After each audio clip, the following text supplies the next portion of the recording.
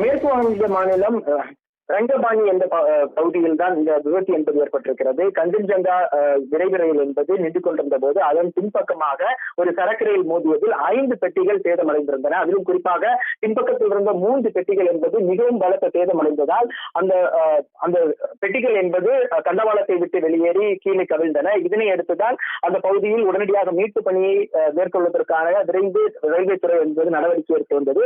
தற்போது மீட்பு பணிகள் நடைபெற்று வருகின்றன.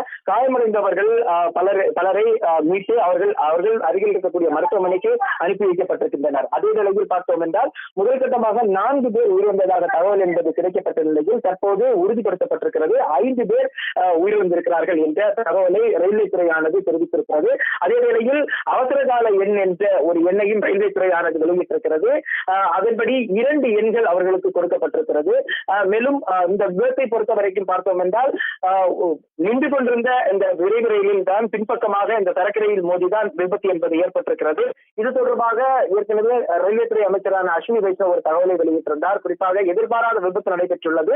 போர்க்கால அடிப்படையில் மீட்பு பணிகள் நடைபெற்று வருவதாகவும் ரயில்வே துறை தேசிய பேரிடர் மீட்புத் துறையினர் மாநில பேரிடர் மீட்புத் துறையினர் ஒருங்கிணைந்து செயல்பட்டு வருவதாகவும் தெரிவித்திருக்கிறார். மேலும் காயமடைந்தவர்கள் மருத்துவமனைக்கு எடுத்து செல்லப்பட்டு அங்கு அவர்களுக்கு உயர் சிகிச்சை வழங்கப்பட்டு வருவதாகவும் ரயில்வே துறையுடைய உயர் அதிகாரிகள் அந்த விபத்து நடந்த பகுதிக்கு விரைந்திருக்கிறார்கள் என்ற தகவலை ரயில்வே துறை அமைச்சரான அஸ்வினி வைஷ்ணவ் தெரிவித்திருக்கிறார். இந்த விபத்தை பொறுத்தவரைக்கும் தற்போது 5 பேர் உயிரிழந்ததாக முதல்கட்ட தகவல் என்பது உறுதிப்படுத்தப்பட்டிருக்கிறது.